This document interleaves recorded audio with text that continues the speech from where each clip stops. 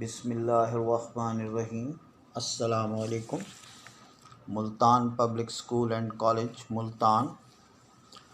Dear students, I hope you are fine. Today, class O level 10, subject computer, teacher's name Muhammad Qasim Qureshi, chapter number 12. Read or write values in an array using a for to next loop. You already understand the concept of array, one-dimensional array.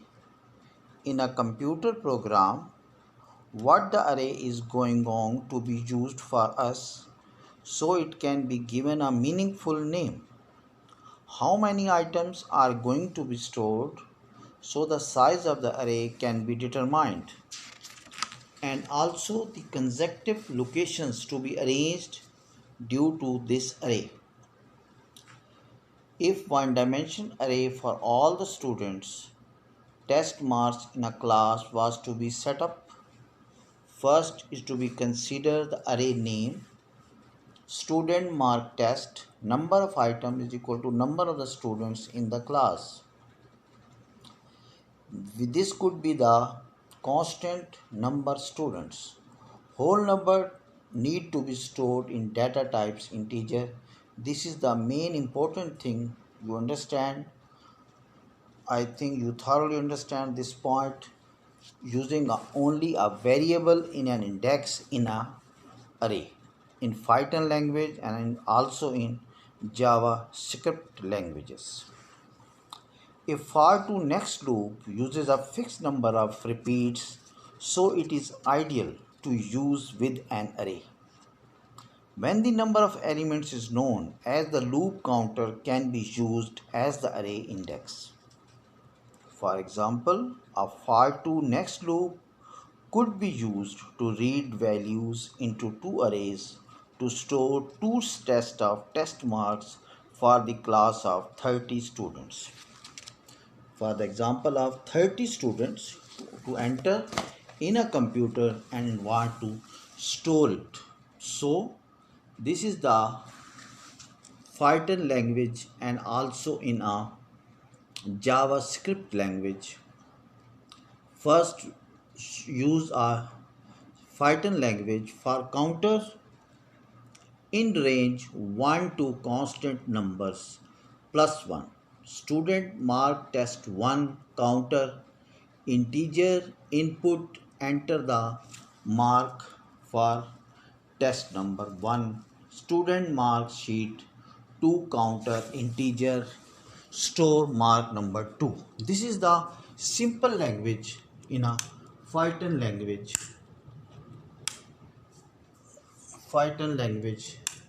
And this is now in a JavaScript language.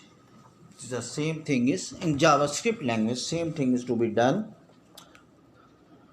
For variable counter 1, counter less than equal to number of students, counter is equal to counter plus 1. Initially you will set it constant number of students 30. This is the initialization, and then you will set this in the program. Student mark test 1 counter, window prompt enter mark for test, students mark test counter, praise integer student marks counter, students mark test 2 student mark counter. This is the complete loop for 30 students in a consecutive locations. Another for to next loop could be used to show values in the array that store two set of test marks for class of 30 students. The first pattern is used to reading values into the array, and second value is to be used the outputting values stored in an array. Now activity 12.2. Using the high level programming language that your school has chosen, declare array to store the names of the class of 30 students, the gender of each student as male or female, the marks for two tests for a class of 30 students. For counter in range 1 to the constant number of students plus 1, print student mark test 1 counter 1. Print student mark test 2 counter. This is the simple language of the Python. Now this is the same thing is to be done in a JavaScript language. For variable counter is equal to 1, semicolon counter less than equal to number of students, semicolon counter is equal to counter plus 1. Curly brackets, document write student mark test into counter 1. Document write student test marks this. When storing values that are input in any variable or array, validation checks should be used. For example, when inputting the gender for the activity above, only male or female would be allowed. Now move on to the activity 12.3. Student gender append. 12.3. Student gender 12.3. Student gender append. Input, please enter the student gender.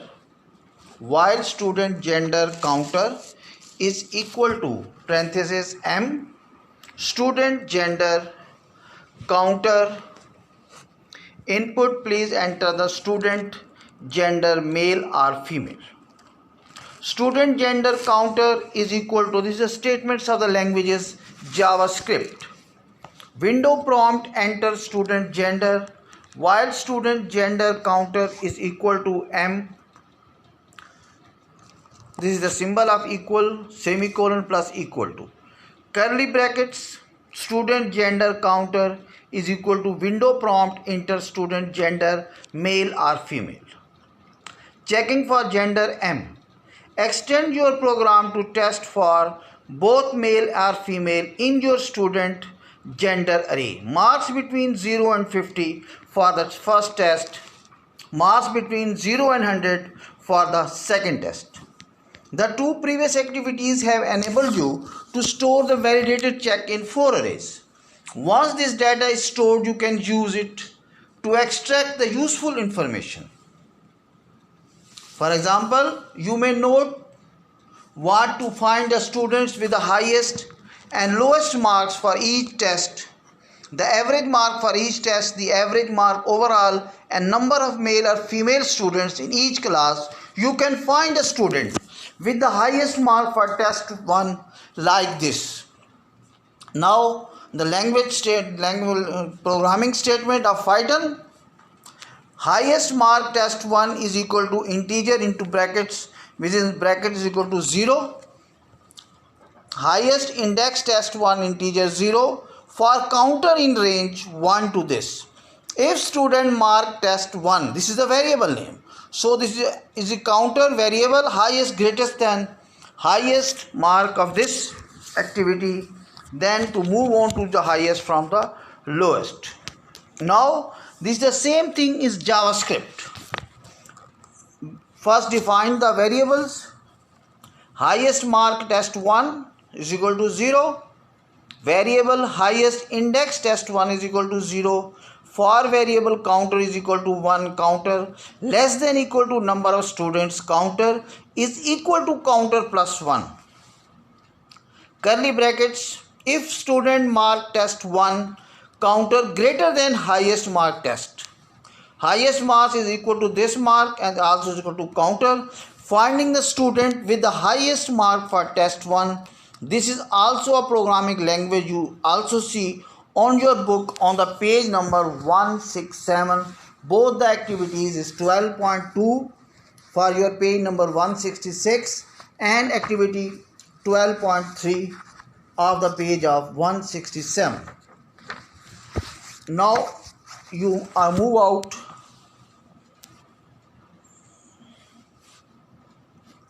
using pre-release material. In order to answer practical questions based on pre-release material, you will need to practice the skill you have learned so far. The pre-release material will arrive a few months before your examination. You can discuss it with your teacher and your fellow students. You need to practice applying your skills to the task mentioned in the scenario, which is different for each examination series. Here is a checklist of useful things to do. Read through the pre-release material several times. Check with your teacher if there is anything at all that you do not understand. For each task, write an algorithm using both pseudocode and a flowchart to show what is required. Choose test of test data that you will need to use and work out the expected results. Remember to use normal, boundary and erroneous data. Be able to give reasons for your choice of test data.